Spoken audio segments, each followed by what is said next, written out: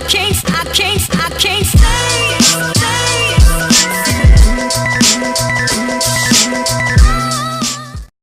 How can you go somewhere if you don't know where you're trying to go and what you're trying to achieve?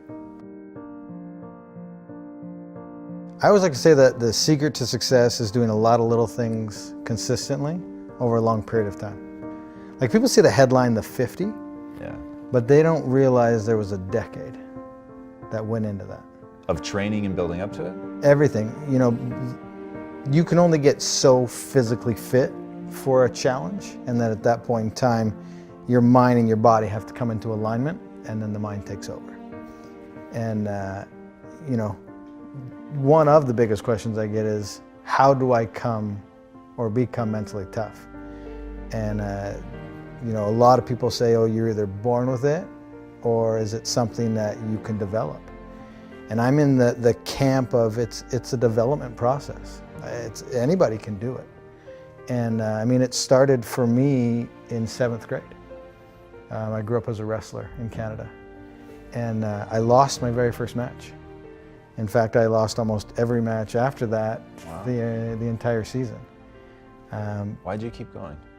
Yeah, I just, you know, I'm the type of person that I don't love to be defined by those moments. It was like the 5K that I huff, or the 4-mile fun run. I don't like the word fun and run together. But either. Yeah. How many people do you see running around smiling? Yeah. But for me, I don't enjoy those moments to define me, and I wanna overcome that. And so I would wake up and study the sport and show up, and you know, that you always hear, show up early and stay late. And I really did that, and by the time I hit my senior year, I went undefeated. Wow. And it's not because I had any talent, it's because I was willing to show up. And so for me, that's where it starts. Everybody always says I have bad knees. And I say you have bad knees because you don't run. And because that guy right there in that stadium that couldn't get up and walk after his marathon shouldn't have gone on and did what I did. Which means also that I'm not talented or gifted. It was a process that I went through and figured it out. I was obsessed with that not being my defining moment, right? A marathon was the pinnacle of running at the time, and I only gave myself 5 months to get ready for it. And I coach full time now with athletes, and one of the biggest things I try to get people to do is back down off the inspiration and let's build a foundation.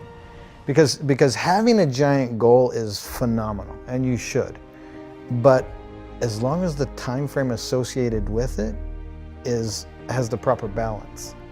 Because when I did the first world record, had I had the idea to do 50 consecutive, it still would have been a great goal, but not in that year. I had to go through the process and take my knocks and learn and evolve and grow to get to that point where I could even, you know, toe the line for 50. How much of the learning and growing was your body growing and getting stronger and more capable, and how much was knowing how to deal with what you were going to go through mentally? Yeah, both play a very pivotal role, because the amount of volume that I was doing, it's the smaller stabilizers, ligaments, tendons that don't develop as fast as muscles do. And that's why a lot of people get hurt, because they go too quick with the development of these things, and the muscles will always grow faster than the smaller stabilizers things, and people aren't paying attention to those details. And they just get so excited with the enormity of the journey that they're not paying attention to those small things. And if you overlook those, you're gonna get injured and you're gonna be sidelined. Mental's obviously huge, and that is the sword that you have to continually sharpen. So again, the goal would have been great in 2010.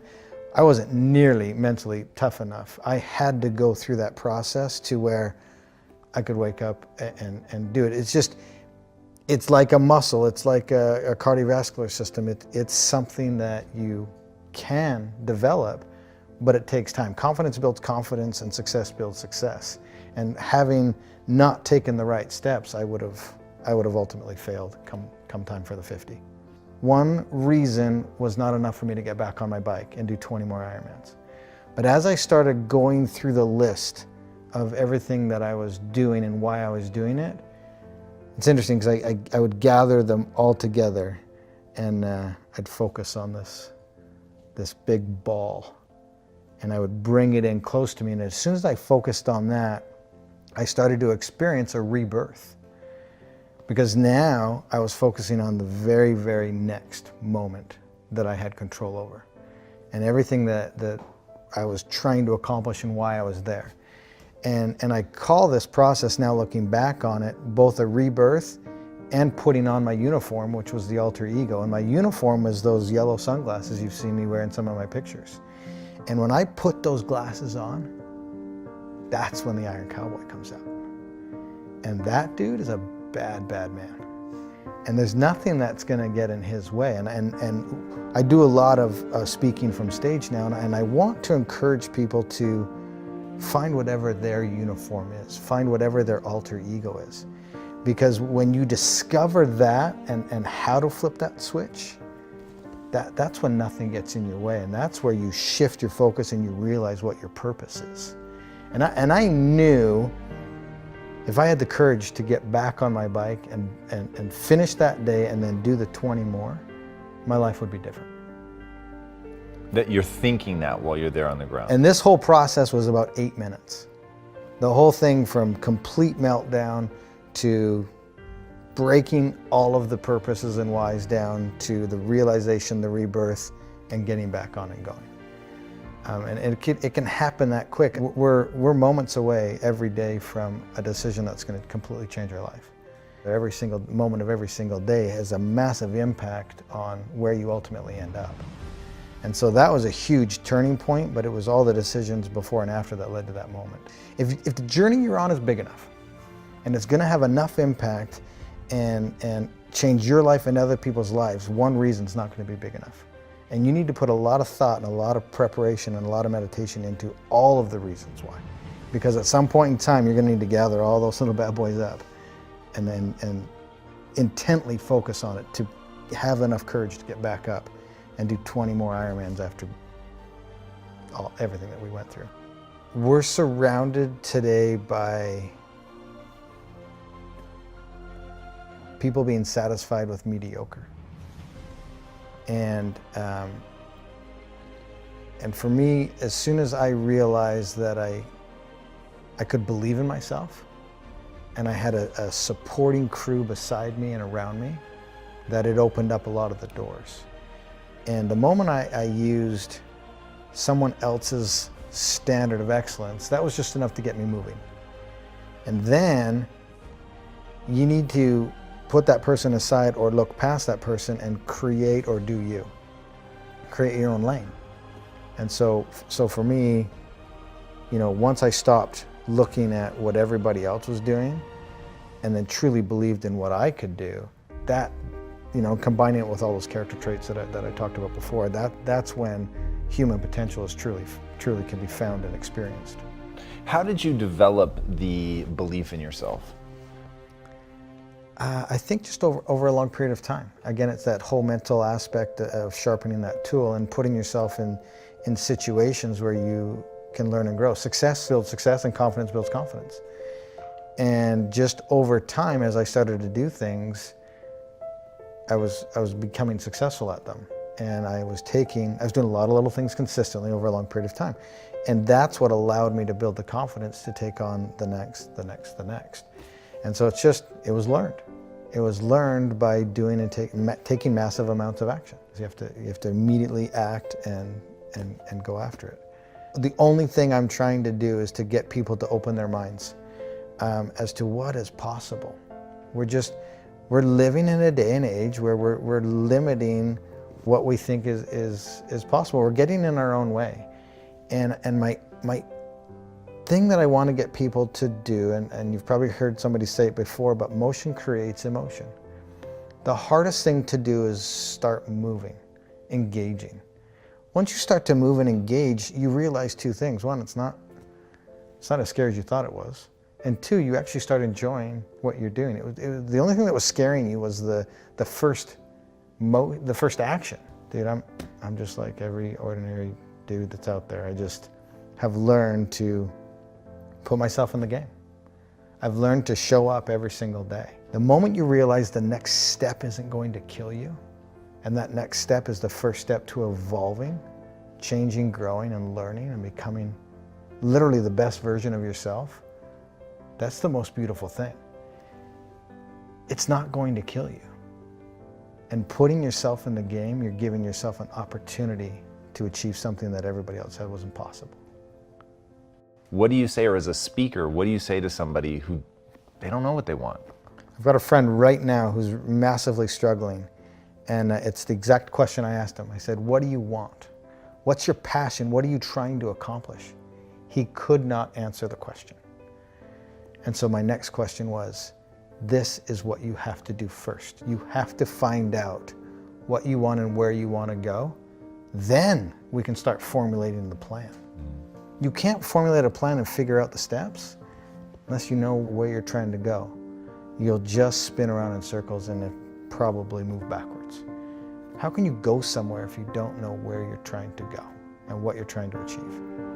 And here's what people do, is they get dead set on the journey that they want to take, and they're so rigid with how they're going to get there that they don't see the door over here, and they don't see the bend in the river, and they try to cut because they know they're going right here, and they try to cut through.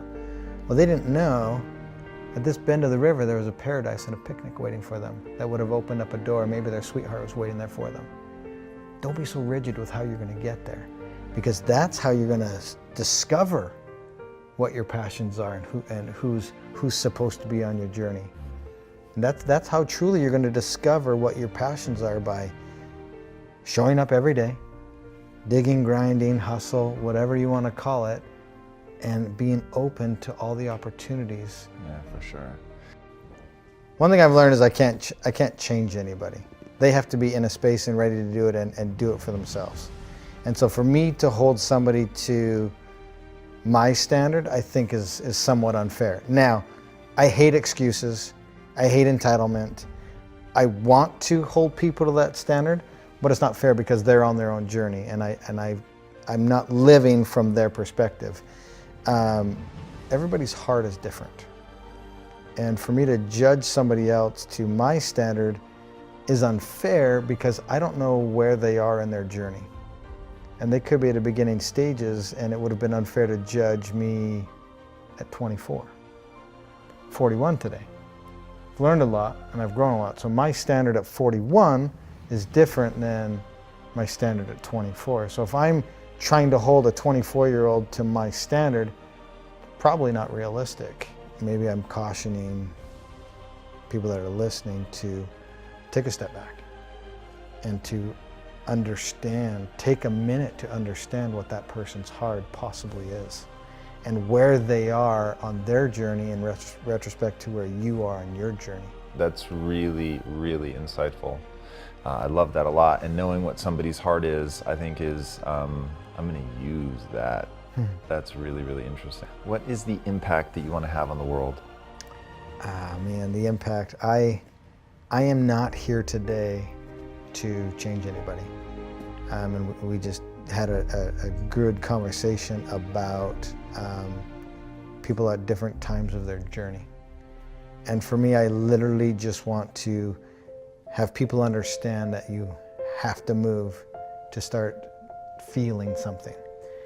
And if you move and start feeling something, you're on your way to the best version of yourself. And the impact that I want to have is just to have the ability to get you to live outside of the existence that you're in and to open it up to what's truly possible.